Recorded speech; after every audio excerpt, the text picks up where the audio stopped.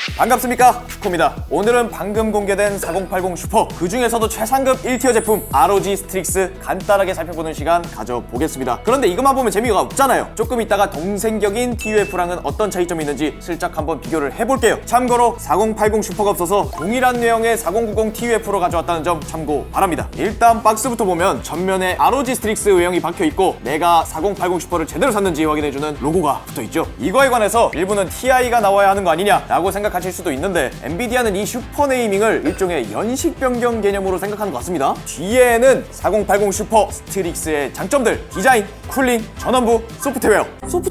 그럼 이제 박스를 열어보죠. 이거 열 때도 그렇고 넣을 때도 그렇고 상당히 뻑뻑해가지고 찢어먹을 수도 있어요. 제가 몇 번 해먹었거든요. 이제 내부 박스를 오픈하면은 바로 그래픽카드가 보이는데, 제가 70ti를 쓰고 있어서 그런가 엄청나게 커 보입니다. 어쨌든 맛있는 건 나중에 보고요. 그 밑에 보면은 자, 담백하다면 담백한 구성품들이 있는데 12VHPWR 보조전원 젠더 케이블이 있고, 드라이버 겸 그래픽카드 지지대, 벨크로 타입, 설명서와 보증서, 핸드폰 거치대, 마지막으로 유효한 카드 하나가 들어있어요. 솔직히 ROG 메인보드에 비해선 조금 부실하다는 생각이 드는데, 사실 이게 중요한 게 아니죠. 바로 그래픽카드 살펴봅시다. 지금 한 손으로 들었는데 팔 두들거리는 거 보이십니까? 이게 그래픽카드 자체 무게만 2.4kg 정도? 너무 무겁습니다. 사이즈는 또 더럽게 커요. 아이폰이랑 비교를 해보면요, 자, 요 정도고요. 제가 쓰고 있는 키보드랑 비교를 하면요, 보시죠, 한 마디 정도가 더 큽니다. TUF와 비교해보면 정말 비슷한 크기긴 한데 스트릭스 쪽이 조금 더 길이가 길죠. 하지만 둘 다 히트싱크를 무지막지하게 때려박은 건 또이또이합니다. 그런데 여러분들이 보시기에도 완전히 다른 브랜드의 제품 같지 않습니까? 이 둘이 풍기는 분위기가 상당히 다릅니다. 스트릭스는 반듯하게 각진 형태로 벽돌형 그래픽카드 그 자체인 반면, TUF는 약간 둥그스런 외형을 가지고 있죠. 물론 둘 다 다이캐스트 프레임을 사용하는 건 동일합니다. 하지만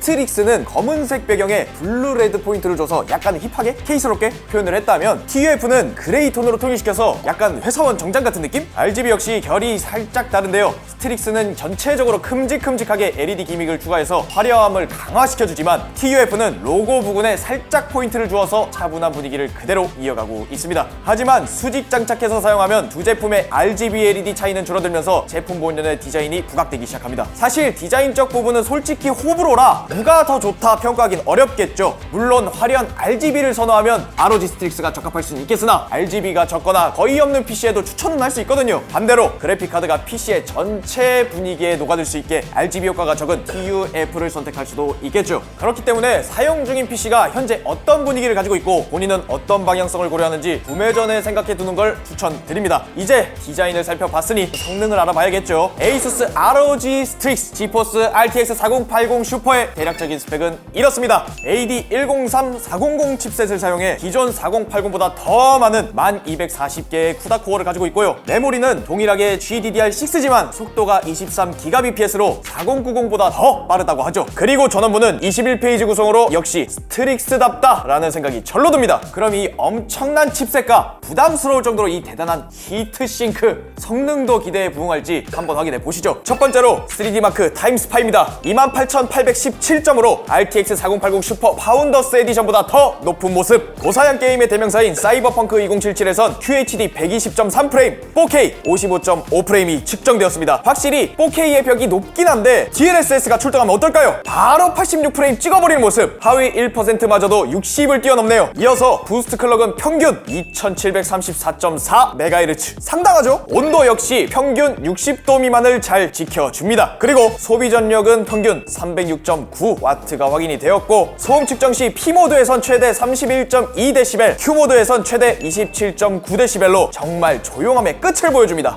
사실 스트릭스야 워낙 명품 라인이고 컴퓨터를 좋아하시는 유저분들이라면 다들 원하는 그런 제품이지만, 단순히 성능만 좋은 글카는 아닙니다. 편의성 면에서도 상당히 신경을 썼는데 포트 부분을 보세요. 다른 브랜드와는 다르게 HDMI 포트를 2개나 제공합니다. 그래서 외장 캡처 카드를 쓰거나 TV를 모니터로 사용하시는 분들에겐 정말 중요한 역할을 하죠. 게다가 상황에 따라 쿨링 환경을 강화시킬 수 있는 PWM 4핀 커넥터 2개도 제공합니다. 근데 워낙 쿨링이 잘 되는 제품이라 일반적인 상황에선 쓸 일이 없다는 거, 이게 1인자의 기마. 지금까지 에이수스 ROG 스트릭스 지포스 RTX 4080 슈퍼 간단하게 살펴봤는데요. 디자인의 방향성은 과거의 스트릭스와 조금은 달라졌지만 성능의 ROG 그 모습은 여전히 이어지고 있었습니다. 물론 가격은 아직 잘 모르지만 저렴하진 않을 거예요. 아무튼 오늘은 여기까지. 궁금하신 점이 있으시다면 여기 상단에 있는 K사전 리뷰 혹은 댓글로 남겨주세요. 그럼 4070 Ti 오너 투코였습니다. 끝!